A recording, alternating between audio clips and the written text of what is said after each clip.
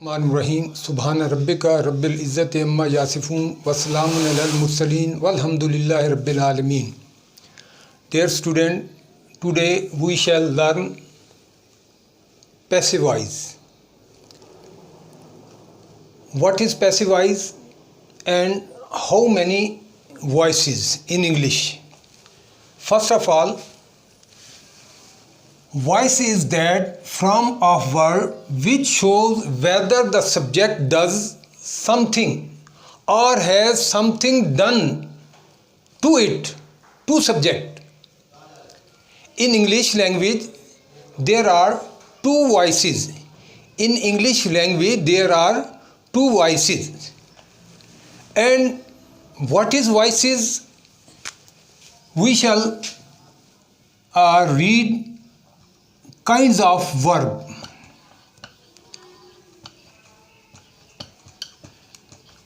Now, kinds of verb, there are 3 or 4 kinds of verb: transitive verb, intransitive verb, helping verb. It is also called auxiliary verb, to be verb, modal verb. But first, transitive verb.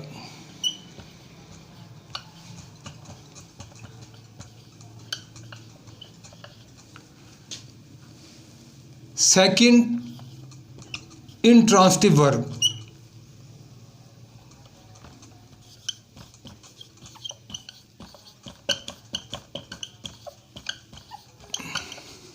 Dear student, transitive verb has two voices. Transitive verb has two voices. Transitive verb has two voices. Active voice and passive voice. It means in English language there are two voices, active voice and passive voice. What is active voice and passive voice? It is the voices of transitive verb. Transitive verb has two voices. One voice is called active voice, the other voice is called passive voice. Second, intransitive verb, it has no voice. And what is transitive verb? Transitive verb need object. इसका मतलब ये हुआ कि transitive verb वो verb होते हैं जिनमें या जिनको ज़रूरत होती है ऑब्जेक्ट की. फॉर एग्जांपल, ट्रांसिटिव वर्ब की एक एग्जांपल है I write a letter. I write a letter. Write transitive verb है. यहाँ ट्रांसिटिव वर्ब को हम टी और वी से ज़ाहिर कर देंगे आसानी के लिए. ट्रांसिटिव वर्ब है राइट. क्यों? क्योंकि इसके साथ इसका ऑब्जेक्ट अ लेटर है. तो इसका मतलब ये हुआ कि ट्रांसिटिव वर्ब वो वर्ब होते हैं जिनका ऑब्जेक्ट होता है. इसकी दो आवाज़ें होती हैं. There are two voices. One is called active voice, the other is called passive voice. Again, there are two voices in English language, active voice and passive voice. In transitive verb, no need of object.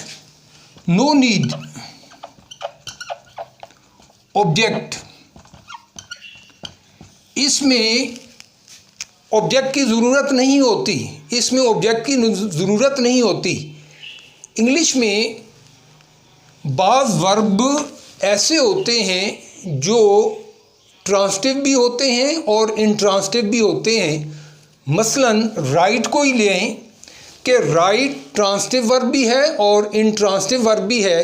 तो हमें कैसे पता चलेगा कि ये transitive verb है या intransitive verb है? इसी की मिसाल दोबारा देख लें. अगर हम लिखते हैं आई राइट और दोबारा हम ये इसी फिक्रे को लिखते हैं we write a letter. I write a letter या वी राइट अ लेटर. हम एक ख़त लिखते हैं. सेंटेंस तो दोनों मुकम्मल हैं. I write we write a letter, यहाँ पर देखें इसका ऑब्जेक्ट नहीं है, यहाँ पर इसका ऑब्जेक्ट नहीं है, जबकि वी राइट अ लेटर यहाँ पर अ लेटर जो है, अ लेटर जो है ये इसका, अ लेटर जो है ये इसका ऑब्जेक्ट है, ये क्या है, इसका ऑब्जेक्ट है। तो इसका मतलब ये हुआ कि जिनका ऑब्जेक्ट होता है वो ट्रांसिटिव वर्ब होते हैं और जिनका ऑब्जेक्ट नहीं होता वो इंट्रांसिटिव होते हैं। और बाज़ औक़ात राइट की तरह और भी बहुत सारे वर्ब हैं, जब वो अपने साथ ऑब्जेक्ट इस्तेमाल करते हैं तो फिर वो कहलाते हैं ट्रांसिटिव वर्ब। मसलन ये अब ट्रांसिटिव वर्ब है, ये जो राइट है चूँकि इसके आगे ऑब्जेक्ट इसका नहीं है, लिहाजा इसको ये होगा इनट्रांसिटिव वर्ब। ये क्या होगा, इनट्रांसिटिव वर्ब होगा, इनट्रांसिटिव वर्ब। आई थिंक क्लियर होगी बात कि ट्रांसिटिव वर्ब भी वो होते हैं जिनका ऑब्जेक्ट होता है। बाज़ औक़ात इंग्लिश में ऐसे वर्ब भी हैं जो एट ए टाइम ट्रांसिटिव भी हैं और इंट्रांसिटिव भी हैं। तो कैसे पता चलेगा फ़र्क का, उसका फ़र्क का पता इस तरह चलेगा कि अगर उनके साथ ऑब्जेक्ट होगा तो वो ट्रांसिटिव वर्ब होंगे और अगर उसके साथ ऑब्जेक्ट नहीं होगा तो वो इनट्रांसिटिव वर्ब कहलाएंगे। तो इस तरह हम ट्रांसिटिव और इंट्रांसिटिव के फ़र्क का पता चलाते हुए फिर हम आते हैं कि किस तरह एक वॉइस को दूसरी वॉइस में दोबारा देखें, क्योंकि इसमें हमें देखना पड़ता है कि सब्जेक्ट डज समथिंग और has something done to it. कि सब्जेक्ट कहते हैं ये डूअर कहलाता है, जैसे हमने पहले भी इन पे बात की थी। शी है, द बॉय है, वी है, दे है। पर्सनल प्रोनाउन जो होते हैं वो सब्जेक्ट होते हैं, डूअर होते हैं, काम करने वाला होता है। तो ये ट्रांसिटिव वर्ब और इंट्रांसिटिव वर्ब की क्लियर करते हुए यहाँ दोबारा रिपीट कर दूँ, काइंड्स ऑफ वर्ब में हमने सिर्फ 2 का जिक्र किया है, अगरचे कि इसमें हेल्पिंग वर्ब भी काइंड्स ऑफ वर्ब में आता है। ये चूँकि इस पर बात हो चुकी थी पहले भी कि हेल्पिंग वर्ब भी इन्हीं का हिस्सा, इनकी काइंड्स है। अब हम आते हैं सेंटेंसेस की तरफ। आपकी टेक्स्ट पंजाब टेक्स्ट बोर्ड की जो बुक है 9th क्लास और 10th क्लास की एक ही है, उसके पेज 167 पर एक्सरसाइज में पहला सेंटेंस जो आपका दिया हुआ है, she likes Apple, she likes Apple. अब यहाँ देखें, शी जो है ये इसका सब्जेक्ट है, डूअर है, लाइक्स क्या है, वर्ब है, एप्पल क्या है, ये इसका ऑब्जेक्ट है। तो ये 3 चीज़ें हैं। अब इनको हम जब पैसिव वॉइस में चेंज करेंगे तो किस तरह, पहले हम चेंज करते हैं फिर बाद में देखते हैं कि किस तरह हुआ। कि ये एप्पल है जो उसका ऑब्जेक्ट है, ये आप देख रहे हैं कहाँ ले आए, सबसे शुरू में ले आए एप्पल। उसके बाद हमने देखना है वर्ब को देखना है, और ये वर्ब की कौन सी फॉर्म है, पहली फॉर्म है। तो apples are liked, apples are like. अगर यहाँ एस ना होता, सिंगुलर एस एप्पल्स होता, एस होता तो हम आर लगाते, लेकिन यहाँ पर चूँकि सिंगुलर है लिहाजा यहाँ आर नहीं आएगा, यहाँ इज आएगा। तो इसका मतलब ये हुआ कि जब पहली फॉर्म होगी तो फिर हमने या इज लगाना है, या आर लगाना है, या एम लगाना है। फिर उसके बाद हमने थर्ड फॉर्म लगानी है। कौन सी फॉर्म, थर्ड फॉर्म, जिसका हमने नाम पढ़ा हुआ था पास्ट पार्टिसिपल। ये याद रखें कि कोशिश करें कि first form, second form, third form, fourth form को नाम लेकर पढ़ें। ये हमने पहले एक जो पढ़ा था उसमें हमने पास्ट पार्टिसिपल के मुतालिक भी पढ़ा था कि ये थर्ड फॉर्म है। अगर ये पहली फॉर्म है तो हम इसे पहली नहीं पढ़ेंगे, इन्फिनेटिव पढ़ेंगे, क्योंकि ऑब्जेक्टिव में ये क्वेश्चन आ जाता है कि पार्टिसिपल क्या है, अपना इन्फिनेटिव क्या है, प्रेजेंट पार्टिसिपल क्या है। तो कोशिश करें आप इनके नामों से ज़ाहिर करें। यहाँ प्रेजेंट पार्टिसिपल है, ये थर्ड जो है वो प्रेजेंट पार्टिसिपल आएगा, ये इन्फिनेटिव है, तो इसका मतलब ये हुआ कि इन्फिनेटिव को पास्ट पार्टिसिपल में बदलेंगे, इसको थर्ड फॉर्म में बदलेंगे। एप्पल इज़ लाइक, अब अपनी तरफ से हमने प्रेपोजिशन का इस्तेमाल किया बाई, कौन सा बाई, और शी को चेंज किया हर में, शी को चेंज किया हर में। याद रखें कि शी का जो हर है ये इसका ऑब्जेक्टिव केस है। जब ये ऑब्जेक्ट की जगह पर आएगा तो वो ऑब्जेक्ट की हालत में लिखा जाएगा। शी जो है इसका ऑब्जेक्टिव केस हर है, शी का ऑब्जेक्टिव केस क्या है, हर है। अब कुछ चीज़ें ऐसी होती हैं कि वो ऑब्जेक्टिव केस भी होता है और बाज़ के जहन में ये आ जाता है कि ये पोजेसिव केस भी है। तो यहाँ भी ये बात हम क्लियर कर लें कि ये किस तरह। अब मिसाल के तौर पर मैं ये कहते हैं कि ही कॉल्ड हर, उसने उसे बुलाया। दिस इज़ हर डॉल, ये उसकी गुड़िया है। अब यहाँ देखें हर के मुतालिक जो हमने बात पढ़ी है वो हर के मुतालिक ये बात है कि शी जो है ये सब्जेक्टिव केस है, इसका ऑब्जेक्टिव केस हर है और पोजेसिव केस भी हर है। शी सब्जेक्टिव केस है, हर इसका पोजेसिव केस है, यानी मलकियत वाली बात है, मलकियत वाली बात है, पोजेसिव केस है। हर जो है ये इसका ऑब्जेक्ट केस है, फ़र्क कोई नहीं है। और ये इसका सब्जेक्ट है, ये क्या है, इसका सब्जेक्ट है, फ़र्क कोई नहीं है। लेकिन पता कैसे चलेगा कि ये पॉजिटिव केस है या ये ऑब्जेक्टिव केस है, किस तरह पता चलेगा? ये सेंटेंस से हमें पता चलेगा। अगर ये पोजीशन इसकी क्या है, अगर हर के बाद क्या है, कोई नाउन है, अगर हर के बाद कोई नाउन आ जाता है, अगर हर के बाद कोई नाउन आ जाता है तो ये पॉजिटिव केस है। अगर हर के बाद कोई क्या आ जाता है, नाउन आ जाता है, तो फिर ये पॉजिटिव केस है। जैसे डॉल नाउन है, अब देखें यहाँ कोई नाउन नहीं है बल्कि उससे काम लिया जा रहा है, लिहाजा ये ऑब्जेक्ट है। ये क्या है, ऑब्जेक्ट है। यू की भी यही कंडीशन है, यू शुरू में है या यू आखिर में है। आई कॉल्ड यू, मैंने तुम्हें बुलाया, आई कॉल्ड यू, मैंने तुम्हें बुलाया, तो यहाँ यू एंड में है, आखिर में ऑब्जेक्ट है। यू कॉल्ड मी, तुमने मुझे बुलाया, तो यू यहाँ शुरू में है, एज ए सब्जेक्ट है, तो ये सब्जेक्टिव केस है जी। Apple is like by her, दोबारा सुन लें। अगर यहाँ पर एस होता, फ़र्ज़ किया यहाँ एप्पल्स है, यहाँ भी एप्पल्स आ जाता, तो इसको हम किस में बदलते, आर में बदलते। किस में बदलते, आर में बदलते, क्योंकि प्लूरल है तो इसके साथ इसका वर्ब भी जो है वो प्लूरल आएगा। लेकिन यहाँ जो आपका बुक में सेंटेंस दिया हुआ है वो सिंगुलर है, तो लिहाजा हमने यहाँ पर सिर्फ इज़ लगाना है। सिर्फ क्या लगाना है, इज़ के बाद हमने थर्ड फॉर्म बाई हर लगा देंगे। एक बात याद रखना, इन सब में कोई सुन तो नहीं रहा, ये बड़ी पते की बात है, गौर से सुनना है। देखें ज़रा इधर उधर, अच्छा कोई नहीं सुन रहा, तो ये याद रखना हमेशा हमेशा थर्ड फॉर्म इस्तेमाल होती है। पैसिव वाइज में कोई भी टेंस हो, जब भी पैसिव वाइज बनाएंगे उसमें पास्ट पार्टिसिपल या थर्ड फॉर्म इस्तेमाल होती है, हमेशा थर्ड फॉर्म इस्तेमाल होती है। ये बात किसी को बतानी भी नहीं, ठीक है। अच्छा जी, आगे चलते हैं। The boy is climbing the wall, the boy is climbing the wall. अब इसमें the boy is climbing the wall, इसे देखें, द बॉय सब्जेक्ट है, इज़ इसका हेल्पिंग वर्ब है, क्लाइंबिंग जो है वो प्रेजेंट पार्टिसिपल है, प्रेजेंट पार्टिसिपल है या फोर्थ फॉर्म है, प्रेजेंट पार्टिसिपल है, और द वॉल जो है ये ऑब्जेक्ट है। अब इसके ऑब्जेक्ट को हम शुरू में ले आएंगे, द वॉल इज़।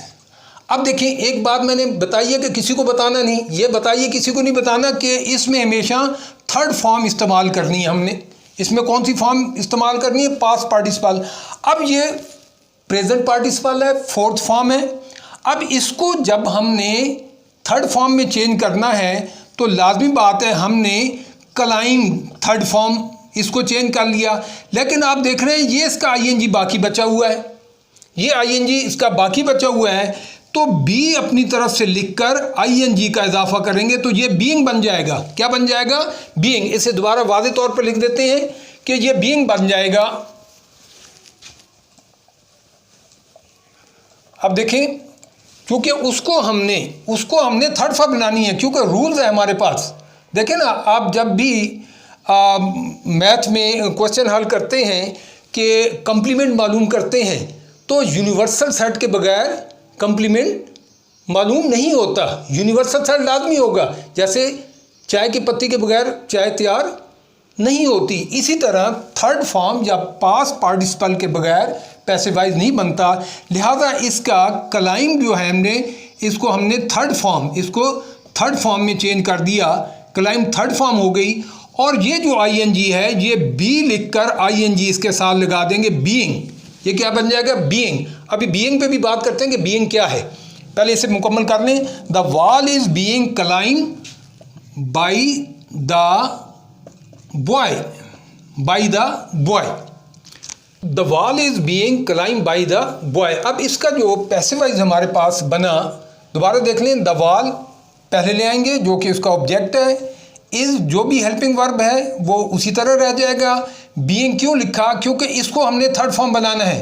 रूल्स है हमारे पास कि पास्ट पार्टिसिपल में हमेशा, यानी कि पैसिवाइज में पास्ट पार्टिसिपल इस्तेमाल होता है। लिहाजा ये फोर्थ फॉर्म प्रेजेंट पार्टिसिपल को थर्ड फॉर्म यानी पास्ट पार्टिसिपल में चेंज किया, तो ये आईएनजी तो बच गया। इस आईएनजी को बी का इजाफा करते हुए बीइंग लिखा। अब ये देख लें कि बीइंग क्या है। हम फिलहाल इस पे बीइंग पे बात करते हैं कि ये बीइंग क्या है। ये देखें, बड़ी इंटरेस्टेड बात है कि अगर हम फॉर्म्स को देखते हैं, इज, आर, एम और बी, ये पहली फॉर्म्स हैं। इज, आर, एम, बी, ये सारी की सारी पहली फॉर्म यानी इन्फिनेटिव है। यूँ कह लें ये फर्स्ट फॉर्म है, इन्फिनेटिव है। सेकंड फॉर्म जो है, सेकंड फॉर्म इसकी वाज और वर है। अब चूंकि इज सिंगुलर है तो आर प्लूरल है, आर की वार होगी, बी की भी दूसरी फॉर्म वाज होगी, एम की दूसरी फॉर्म भी वाज होगी और इसकी भी दूसरी फॉर्म वाज होगी। और इन सब की तीसरी फॉर्म क्या होगी? बिन होगी। बिन भी पढ़ते हैं, बिन भी। इसकी थर्ड फॉर्म या पास्ट पार्टिसिपल बिन होगी। और इसकी फोर्थ फॉर्म, ये देखें, फोर्थ फॉर्म क्या होगी? फोर्थ फॉर्म चूंकि आईएनजी लगाने से बनती है, आईएनजी लगाने से फोर्थ फॉर्म बनती है। और किसके साथ? पहली फॉर्म के साथ। पहली फॉर्म के साथ आईएनजी लगाने से, पहली फॉर्म के साथ आईएनजी लगाने से फोर्थ फॉर्म बनती है। तो फिर इसका मतलब ये हुआ, इज के साथ इजिंग नहीं आएगा, आरिंग नहीं आएगा, एमिंग नहीं आएगा, तो फिर क्या आएगा? ये जो बी है वो पहली फॉर्म ही है, तो ये बी के साथ आईएनजी लगाएंगे तो वो बीइंग बनेगा। तो एक्चुअली बीइंग जो है वो आपके ये इस फैमिली में से है, इज, आर, एम, बी में से है कि ये जो बीइंग होता है ये एक्चुअली फर्स्ट फॉर्म की चौथी हालत है। अब इसे हम ये भी कह सकते हैं कि वाज की फोर्थ फॉर्म कौन सी है? बीइंग है। बिन की फोर्थ फॉर्म क्या है? बीइंग है। इज की फोर्थ फॉर्म क्या है? प्रेजेंट पार्टिसिपल क्या है? बीइंग है। तो इन सब की इज, आर, एम, बी की दूसरी फॉर्म वाज और वर, इन सब की थर्ड फॉर्म पास्ट पार्टिसिपल बिन है। और इन सब की चौथी फॉर्म जो है, इन सब की चौथी फॉर्म जो है वो बीइंग है। सब की चौथी फॉर्म क्या है? बीइंग है। ये चौथी फॉर्म बीइंग आ गई। तो ये बीइंग जो है वो आईएनजी वाली फॉर्म की वजह से हमने इसलिए यहाँ पर ये बीइंग लिखा इसकी फॉर्म के लिए। जी नेक्स्ट जो है, we did not hear a sound, we did not hear a sound. अब इसमें वी जो है वो सब्जेक्ट है, डिड नॉट हियर ये चूंकि डिड आ गया तो इसके साथ फर्स्ट फॉर्म आएगी अ साउंड। अब अ साउंड, डिड क्या है? सेकंड फॉर्म है। तो फिर जब सेकंड फॉर्म होगी तो फिर हमने वाज लगाना है। या भी इसके हम फार्मूले लिख लेंगे बाद में। जब डिड आ जाए तो फिर आपने क्या लिखना है? वाज। और वर भी आ सकता है, लेकिन यहाँ चूंकि आ साउंड है, सिंगुलर है, लिहाजा वाज आएगा। अगर यहाँ प्लूरल होता तो वर भी आ सकता है, वाज नॉट, वाज नॉट। और इसकी हमने थर्ड फॉर्म लिखनी है। याद रखना, इसकी थर्ड फॉर्म में अक्सर गलती होती है, यहाँ ईडी लगा देते हैं, यहाँ ईडी नहीं आएगा, सिर्फ क्या आएगा? डी आएगा। दोबारा सुन लें, हेयर की हर्ड HERD आएगा, E नहीं आएगा। A sound was not heard by us. We का जो ऑब्जेक्टिव केस होता है, वी का जो ऑब्जेक्टिव केस होता है आई होता है। अब देखना वी का ऑब्जेक्टिव केस जो होता है वो अस आएगा।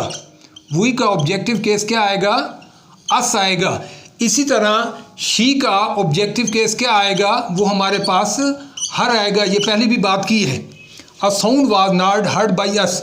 यहाँ पर ये मसला पैदा होता है कि हमने डिड को क्यों ख़त्म किया। डिड को इसलिए ख़त्म किया, दोबारा सुन लें, डिड को इसलिए ख़त्म किया कि हमने रूल्स है हमारे पास कि पैसिव वाइज में थर्ड फॉर्म इस्तेमाल करनी है, जबकि डू, डज और डिड ये याद रखना तीनों के साथ फर्स्ट फॉर्म यानी इन्फिनेटिव आएगी और उसके साथ कोई एस या ई एस नहीं लगा हुआ होगा, ओरिजिनल हालत में इस्तेमाल होगी डू, डज, डिड के साथ। क्योंकि यहाँ डिड था और हमने यहाँ बनाते हुए थर्ड फॉर्म लगानी थी, तो इसका मतलब ये हो कि अगर यहाँ थर्ड होता है तो यहाँ डिड गलत हो जाता है। इसलिए जब सेकंड फॉर्म हो गया तो वाज या वर लगाएंगे। अब दोबारा सुन लें, अ sound was not heard by अपनी तरफ से इसका प्रेपोजिशन आएगा और वी को किस में बदलेंगे? अस में। फोर्थ है जी, they have bought a horse. They have bought a horse. यहाँ दे देखें पर्सनल प्रोनाउन है, सब्जेक्ट है, हैव हेल्पिंग वर्ब है, बॉट पहले से थर्ड फॉर्म है, अ हॉर्स ये प्रेजेंट परफेक्ट टेंस है। ये बनाना ज़्यादा आसान है। उसकी वजह क्या है? हैज़ है वाले में ऑलरेडी थर्ड फॉर्म यानी पास्ट पार्टिसिपल दी होती है, लिहाजा बाज़ औक़ात हमें किसी की फॉर्म थर्ड फॉर्म आती नहीं है, तो ये तो आसान हो गया कि पहले से थर्ड फॉर्म मौजूद है। अब इसका हॉर्स जो है इसको हम पहले ले आएंगे, अ हॉर्स हैज़। अब हॉर्स जो है वो सिंगुलर थर्ड पर्सन में आ जाता है, लिहाजा इसके साथ हैज़ आएगा, हैव नहीं आएगा। A horse has. अब देखें ये किसका इस्तेमाल किया? बिन का। A horse has been. अब इसकी थर्ड फॉर्म आएगी bought, BOUGHT, bought. A horse has been bought by them, by them. They की जो ऑब्जेक्टिव केस होता है, दे का जो ऑब्जेक्टिव केस होता है वो क्या होता है? देम होता है। दे का ऑब्जेक्टिव केस क्या होता है? देम। अब ये प्रेजेंट परफेक्ट टेंस है।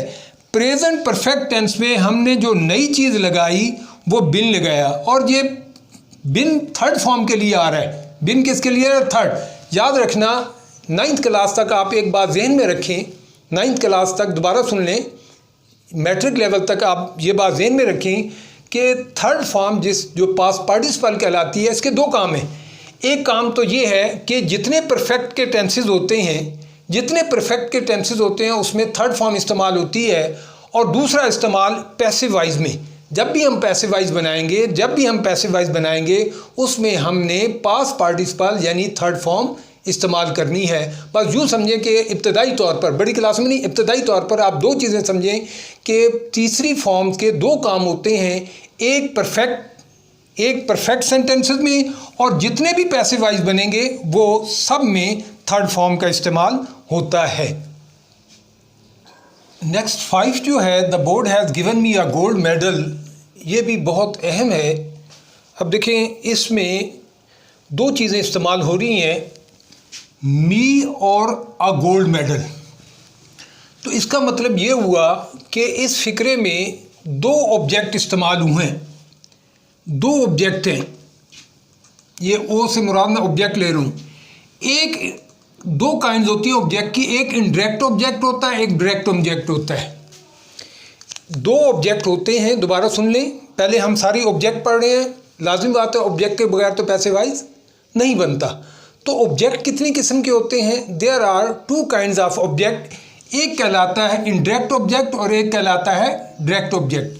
अब इनडायरेक्ट और डायरेक्ट ऑब्जेक्ट क्या होते हैं? आप देखें, एक मी है और एक अ गोल्ड मेडल है। दोनों ऑब्जेक्ट हैं, दोनों ऑब्जेक्ट हैं, लेकिन एक है इनडायरेक्ट ऑब्जेक्ट, एक है इनडायरेक्ट ऑब्जेक्ट है, और एक को हम DO लिख लेते हैं डायरेक्ट ऑब्जेक्ट। एक क्या है? एक क्या है? डायरेक्ट ऑब्जेक्ट है, और एक हमारे पास क्या है? इनडायरेक्ट ऑब्जेक्ट है। तो डायरेक्ट ऑब्जेक्ट कौन से होते हैं और इनडायरेक्ट ऑब्जेक्ट कौन से होते हैं? अच्छा, ये बताएं कि हम लोग कौन हैं?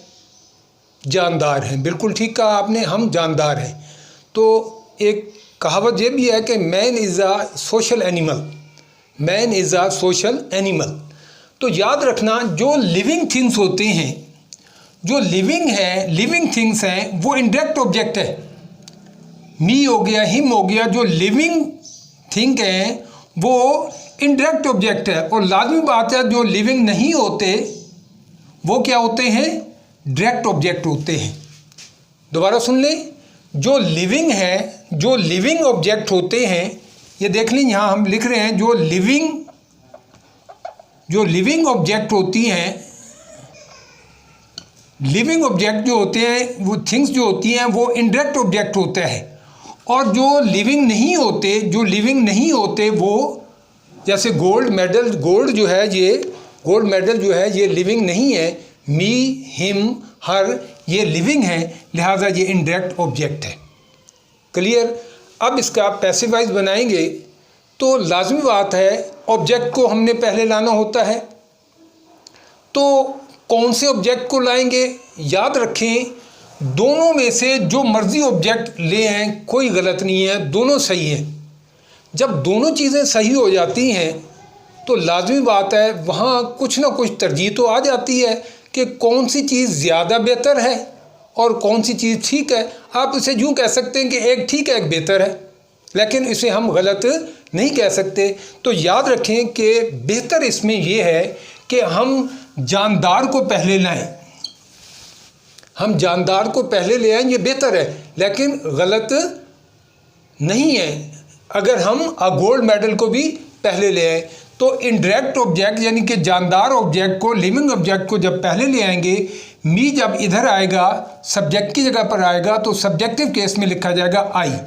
अब आई हैव, लाजमी बात है, आप छोटी क्लास में पढ़ के आए हैं, आई के साथ हैव आता है, आई के साथ हैज़ का इस्तेमाल नहीं होता। आई हैव और आई हैव बिन, हैज़ या हैव आ जाए उसके बाद आपने थर्ड फॉर्म बिन लिखनी है। I have been given, I have been given a gold medal, a gold medal, I have been given a gold medal.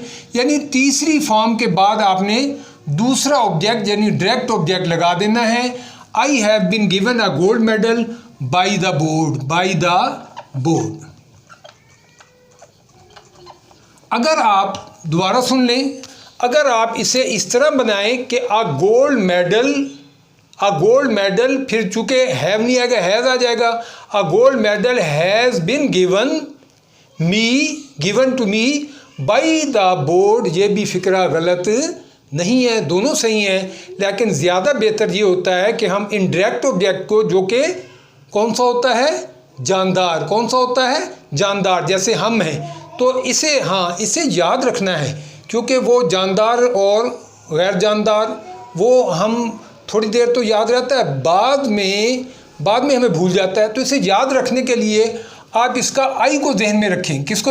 आई कौन है? फर्स्ट पर्सन है। आई कौन है? मैं लाजमी बात है, जानदार हूँ। आई से इनडायरेक्ट का आई आपने याद रखना है। मैं और मैं से मुराद लिविंग थिंग, जानदार, हम भी जानदार हैं, मैं भी जानदार हूँ। लिहाजा इनडायरेक्ट से आपने इनडायरेक्ट ऑब्जेक्ट को जहन में रखते हुए, वो लिविंग ऑब्जेक्ट है, और दूसरा लाजमी बात है वो लिविंग नहीं होगा। सेकंड है 6, he praise the boy for his courage. यहाँ भी वही बात है, the boy for his courage है, तो इसमें भी हमने द बॉय को पहले ले आए तो बेहतर है, द बॉय। अब देखें सेकंड फॉर्म में, the boy was praised, the boy was praised for his courage,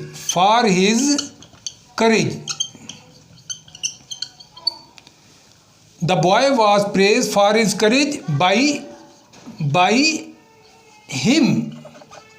him. अब चूंकि ही का ऑब्जेक्टिव केस क्या होता है? हिम होता है, जैसे शी का हर होता है। The boy was praised for his courage by him. The teacher was helping the student, the teacher was helping the student. अब यहाँ देखें, द टीचर ये सब्जेक्ट है, was helping the student, student जो है वो ऑब्जेक्ट है, तो इसको हम पहले ले आएंगे, द स्टूडेंट्स। अब चूंकि स्टूडेंट प्लूरल है तो यहाँ वाज की बजाय क्या आ जाएगा, वर आ जाएगा। द स्टूडेंट्स वाज की बजाय वर। अगर यहाँ सिंगल होता, एक स्टूडेंट होता, तो लाजमी बात है फिर हम यहाँ वाज लिखते। अब बात फिर वही आ गई कि यहाँ पर आईएनजी वाली फॉर्म, जैसे हम प्रेजेंट पार्टिसिपल फॉर्म कहते हैं, वो इस्तेमाल हुई है। तो पैसिव वाइज में तो हमेशा थर्ड फॉर्म इस्तेमाल होती है, लिहाजा फोर्थ फॉर्म को ख़त्म करके, प्रेजेंट पार्टिसिपल को ख़त्म करके तीसरी फॉर्म यानी पास पार्टिसिपल में बदलेंगे। तो लाजिम बात है जब इसे पार्टिसिपल में बदलेंगे तो इसके साथ हमने ईडी लगा देना है, रेगुलर वर्ब बन जाता है। ये भी हमने बात की थी कि ईडी वाले रेगुलर वर्ब होते हैं। और ये आईएनजी जो है ये बीइंग में चेंज हो जाएगा, क्योंकि अकेला आईएनजी तो नहीं होगा, बी के साथ आईएनजी लगा के बीइंग बनाएंगे। The student were being helped by the teacher, by the teacher, by the teacher. यहाँ एक बात जो सबसे अहम है वो ये है कि थर्ड फॉर्म तो हमने लगानी है। जब भी पैसिव वाइज जिसका भी बनाना है वो थर्ड फॉर्म आनी है।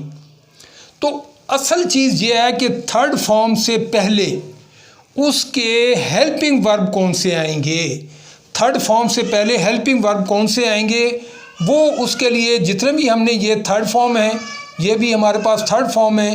तो लाजमी बात है जब सेंटेंस में ये याद रखना, जब सेंटेंस में पहली फॉर्म होगी, फर्स्ट फॉर्म होगी, तो हमने थर्ड फॉर्म तो उसे तो थर्ड फॉर्म में चेंज करना है सबको।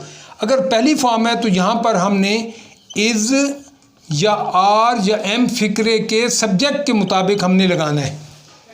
और अगर सेकंड फॉर्म है तो उसे लाजमी बात है थर्ड में बदलना है, लेकिन उससे पहले हमने वाज या वर में चेंज किया है। देखिए अब यहाँ सेकंड फॉर्म थी, यहाँ सेकंड फॉर्म है, ये सेकंड फॉर्म है, इसे हमने थर्ड में बदला है, लेकिन उससे पहले हमने वाज लगाया है और वर भी आ सकता था अगर बॉयज़ होता। अब देखें थर्ड फॉर्म जो है, थर्ड फॉर्म अगर फिक्रे में थर्ड फॉर्म दी हुई है, शुरू में ही थर्ड फॉर्म है, तो थर्ड फॉर्म है तो शुरू में, तो इससे पहले हैज़ और है वो उसी के अंदर मौजूद होगा। इसमें हमने बिन का इजाफा करना है। किसका इजाफा करना है? बिन का। एक और चीज़, एक फॉर्म आईएनजी वाली फॉर्म भी हमने देखी है कि कंटिन्यूस का बना हुआ है, तो लाजमी बात है कंटिन्यूस वाले को भी हमने, कंटिन्यूस है तो उसको भी हमने थर्ड फॉर्म में चेंज करना है। लेकिन अगर इससे पहले जो भी इसका इज़ आर एम दिए हुए हैं, इज़ आर एम है या वाज वर है तो इनको वैसे के वैसे ही सेम रख देंगे, सेम रखेंगे, ये वैसे के वैसे ही आ जाएंगे सब्जेक्ट के मुताबिक, लेकिन अपनी तरफ से यहाँ बीइंग का इजाफा करते हुए फिर हमने इसकी थर्ड फॉर्म लगानी है। फिर हमने इसकी थर्ड फॉर्म तो आनी है, लेकिन इससे पहले आईएनजी वाले है तो इसके साथ बीइंग आएगा, और बीइंग के साथ जो इसका हेल्पिंग वर्ब मौजूद है वो इसके सब्जेक्ट के मुताबिक साथ रह जाएगा।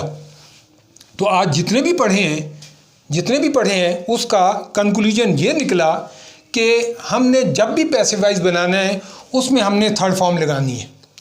अगर फिक्रा पहली फॉर्म से है, प्रेजेंट इंडेफिनिट से है, तो आपने अपनी तरफ से इज़ आर एम का इस्तेमाल करना है। ये नहीं है कि तीनों कर देने हैं, तीनों में से एक आएगा सब्जेक्ट के मुताबिक। अगर सिंगुलर है तो इज़ आ जाएगा, अगर प्लूरल है तो आर आ जाएगा। अगर सेकंड फॉर्म है, जैसे इसकी मिसाल ये है, अगर फिक्रे में सेकंड फॉर्म आई हुई है तो उसको भी हमने थर्ड में बदलना है। और फिर उसके बाद सेकंड फॉर्म को हमने वाज या वर में, चूँकि ये बॉय सिंगुलर है लिहाजा यहाँ पर वाज आएगा। इसी तरह हेल्पिंग वर्ब वाली बात पे आ जाए कि हेल्पिंग वर्ब यानी कि कंटिन्यूस क्या है, वो प्रेजेंट कंटिन्यूस हो या पास्ट कंटिन्यूस हो, तो उसमें आईएनजी वाली फॉर्म को भी हमने थर्ड फॉर्म में बदलना है, जैसे इसे बदला है, और आईएनजी को हमने बीइंग में चेंज कर देना है, और वाज वर उसके जैसे हैं, इज़ आर एम है या वाज वर है, वो इसी तरह सेम रह जाते हैं। तो याद रखें, दोबारा इस चीज़ को हम थोड़ा सा दोहराते हुए एक्टिव वॉइस और पैसिव वॉइस क्या थे? वो ट्रांसिटिव वर्ब की दो आवाज़ें थीं, एक्टिव वॉइस और पैसिव वॉइस। उर्दू में भी यही चीज़ है। उर्दू में इसे फ़ेल मारूफ और फ़ेल मजहूल कहते हैं, जबकि ट्रांसिटिव वर्ब को और इंट्रांसिटिव वर्ब को, ये भी उर्दू में आपने पढ़े होंगे, फ़ेल मुतद्दी और फ़ेल लाजिम होते हैं। ये फ़ेल मुतद्दी की जो अक़साम है वो फ़ेल मारूफ और फ़ेल मजहूल है, जिसको हम एक्टिव वॉइस और पैसिव वॉइस कहते हैं। तो इसको, और ये इसकी अगर इंग्लिश में आपने पहचान करनी है, इंग्लिश में इसकी आपने पहचान करनी है, तो इसमें याद रखें कि अगर थर्ड फॉर्म दी हुई है और उससे पहले कोई हेल्पिंग वर्ब दिया हुआ है तो इसे हम काफ़ी हद तक कह सकते हैं कि ये पैसिव वॉइस है। इसी तरह उर्दू में अगर पहचान करनी हो कि ये एक्टिव वॉइस का है या पैसिव वॉइस का है, क्योंकि लैंग्वेज जो इंग्लिश लैंग्वेज है इसमें हमने बात की थी कि there are two voices in English language, active voice and passive voice. Active voice and passive voice दो वॉइसेस हैं।